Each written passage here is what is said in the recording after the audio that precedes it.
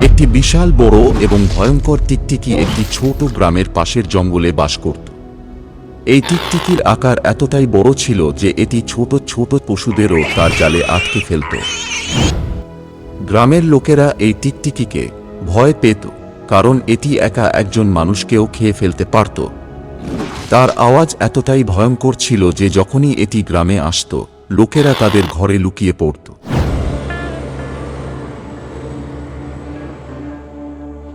একদিন গ্রামে এক সাহসী যুবক এসে পৌঁছাল, নাম বীর।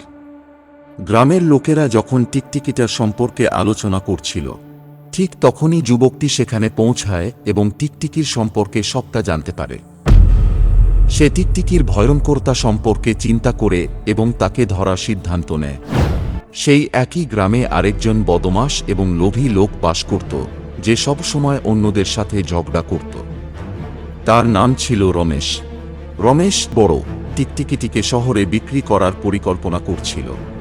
গ্রামের লোকেরা রমেশকে খুবই সন্দেহ করত এবং তারা ওই যুবককে রমেশের সম্পর্কে সমস্তটা জানালো এবং বীর মনস্থির করে নিল সেও দেখবে রমেশ কতটা ধূর্ত। পরের দিন বীর গ্রামের লোকেদের একসঙ্গে নিয়ে একটি পরিকল্পনা তৈরি করলেন। জঙ্গলে টিকটিকিকে ধরার জন্য জাল বেছাবে এবং তাতে এক ধরনের খাবার রাখবে। যখন টিকটিকিটি খাবারটি খেতে আসবে, ঠিক তখনই টিকটিকিকে ধরার জন্য তার চারপাশের কাঁটার বেড়া দিয়ে ঘিরে দেওয়া হবে। ঠিক সেই সময় রমেশ সেখানে আসে এবং যুবককে বলে যে শহর থেকে পড়াশোনা করে আসলেই হয় না, নিজের অবস্থানটাও বোঝা উচিত। বীর বলে, দেখো রমেশ, এই টিকটিকি প্রতিদিন গ্রামে কারো না কারো প্রাণ কেড়ে নিচ্ছে। আমাদের সঠিক পরিকল্পনা করে তাদের ধরতে হবে। রমেশ বলবে, হ্যাঁ ঠিক আছে, আমাকে বোঝানোর চেষ্টা করবি না, এর থেকে ভালো হয় যদি তুই এর থেকে দূরে থাকিস। কিন্তু বীর বলল, আমি দূরে থাকব না। এরপর বীর এবং রমেশের মধ্যে ঝগড়া শুরু হলো।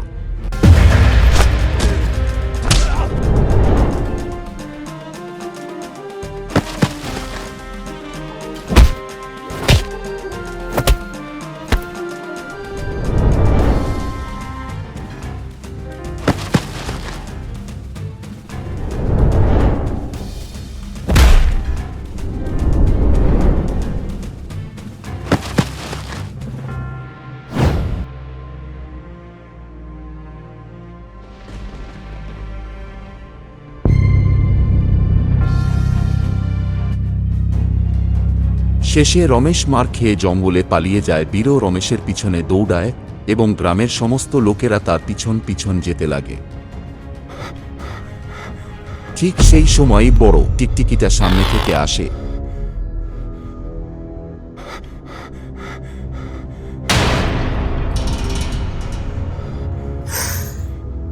এবং রমেশকে গিলে ফেলে। সেই দেখে গ্রামের লোকেরা হতবাক হয়ে চেয়ে থাকে।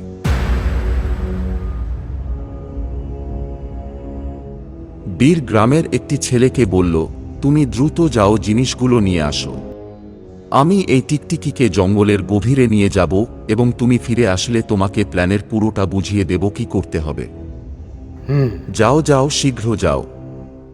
কিছুক্ষণ পর তাদের পরিকল্পনা অনুযায়ী টিকটিকিটি সেখানে আসে এবং জালের মধ্যে থাকা জিনিসটিকে দেখে তার দিকে এগিয়ে যেতে থাকে এবং যথারীতি সেই জালে সে আটকে পড়ে। বীর জাল সমেত টিকটিকিকে ধরে গ্রামের থেকে অনেক দূরে ফাঁকা জায়গায় ছেড়ে দিয়ে আসে। এভাবে যুবকটি গ্রামের লোকেদের বড় টিকটিকির আশঙ্কা থেকে মুক্তি দিল এবং তাদের সুরক্ষা প্রদান করল। তাহলে বন্ধুরা, এই গল্পটি আমাদের শেখায় যে আমরা যখন একত্রিত হয়ে কোন সমস্যার মোকাবিলা করি তখন আমরা যে কোনো কঠিন পরিস্থিতি থেকে সহজে বেরিয়ে আসতে পারি। লোভ অন্ধকারের মতো, যা সবকিছু ধ্বংস করে দেয়, যেমন রমেশ তার লোভের কারণে নিজের প্রাণ হারিয়েছিল। আজকের গল্প এখানেই শেষ। আবার দেখা হবে নতুন গল্পের সাথে। ধন্যবাদ।